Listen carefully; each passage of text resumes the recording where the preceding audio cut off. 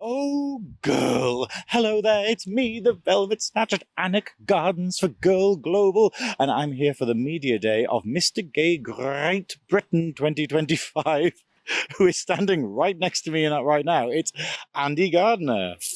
Hello, world. It feels like we've never spoken in so long. Or ever interviewed. Yeah. We've got a backlog of times you've interviewed each other. Yeah. But yeah, so now you've had a very special role as the reigning winner for Mr. Gay Great Britain. Mm-hmm. You've had a very special role today at Media Day. Can you tell us about what you've been doing? Yes, I've been choreographing the runways for the Mr. Gay Great Britain's and MX Drag Contestants 2025. Yeah. So I've been putting them through the paces on what it's going to be like to do catwalks in Annick Garden, just getting them confident with what the different catwalk rounds are, and of course congeniality, and then the finale as well. Basically just like putting them through the paces and steps of like how the day will run, but making sure that they're comfortable walking, moving in a structured way, and sometimes flying a flag. and has that been smooth at all? Yeah, I think so. It's actually interesting because I needed a microphone to get my voice into the space because there's always a lot. You abused the use of a microphone. Oh my God. So that microphone got overused today. Yeah. So somebody take it off me. But like, how does it feel being back here? Like, are you like me where you got a bit of PTSD from Media Day last year? Yes, absolutely. But not just Media Day, and then what preceded and what followed. Of course, you know, there's all the charity fundraising that you're doing and a lot of revisions so you can get yourself up on a lot of LGBTQIA plus issues in the world and laws and getting on top of what you're going to bring to the competition and what you're going to get in stock and behind you. Yeah. Are you seeing like bits of yourself in any of the contestants? Absolutely. Yeah, absolutely. Well, I won't say who. But yeah, of course you can. Throughout the day, you're like, oh yeah. And there was this moment like interviewing this year is so very different to last year because you've got no idea of what or context of anything, and you stood in front of somebody and there's a microphone and you're being asked questions and you're like, I have to present my best self, and you do, of course. But it was very different, of course. Last year I came in already with a campaign and an idea of what I wanted this platform to be for me whilst I was in the competition. And now moving forward beyond that, it's like, but what am I doing beyond talking about those things? How am I supporting it? And so, but I'm definitely seeing them at the beginning points of those wonderments. Well, that's it. And obviously your next journey is just beginning for Mr. Gay Europe. Yeah. Like, now I know you've already spoken to the wonderful Pebble Dash about it, but can you tell us a little bit more about what you've got planned for? Stop flapping. Are you getting a flap about this? Flapper. You're just a massive flapper. Yeah. Put your flaps down. Tell us a bit more about your campaign for Mr. Gay Europe. Yeah. So last year with Mr. Gay Great Britain, of course, there was a lot of mental health awareness that was coming from I was platforming that and campaigning about that really, and from personal experience. But then beyond that, it's like, well, what really provisions are like, what's there to make people feel good and be a part of in the queer community?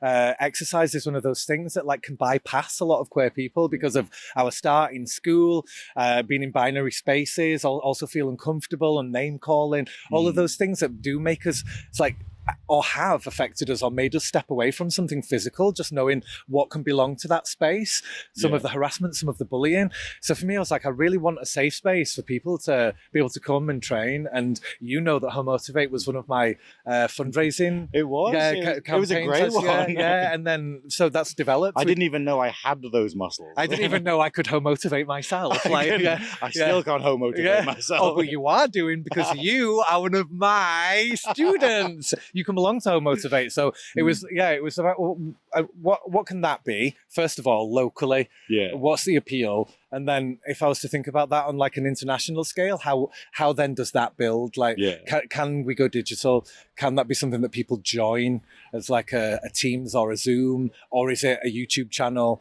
And then also, can we podcast about it as well? Can we be giving tips? Can we be giving advice? Can we be talking about...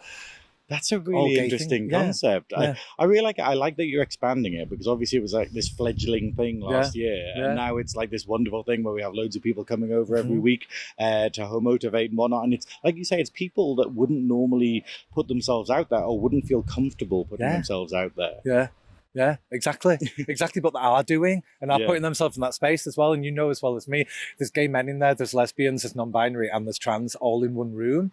And for me, that feels really special. It's like, it's not often you get that, where loads of people in our community are accessing a provision like that, and they all feel safe in the same space as each other to be able to authentically and unapologetically be themselves, but also work out.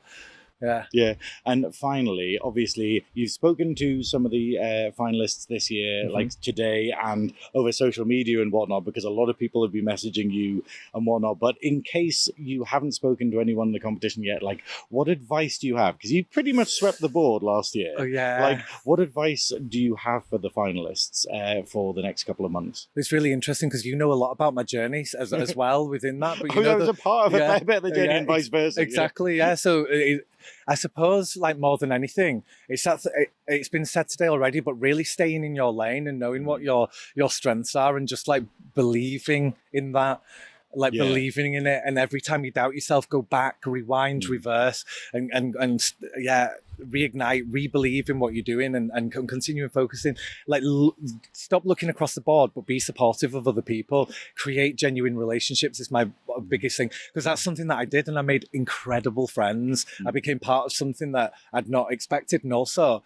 made loads of new friends in the region and beyond, people that I still keep in touch with. And then obviously the charities as well, which have supported the development of Home Motivate. So it really feels like something genuine happened, and for me that was all I could ask for. So I just say to all the misters, make sure it's all really genuine and be there for each other, because there's nothing worse than like something insidious happening and it turning it sour and the experience funky. Let's keep it light, let's stay genuine and have a good time. That's it. That's great advice. Be genuine throughout the whole thing, and you will make friends for life. Agreed. But thank you so much for speaking to me again, Andy Gardiner, and I hope I never see you again. So me too. We're done. Fine. Not so genuine.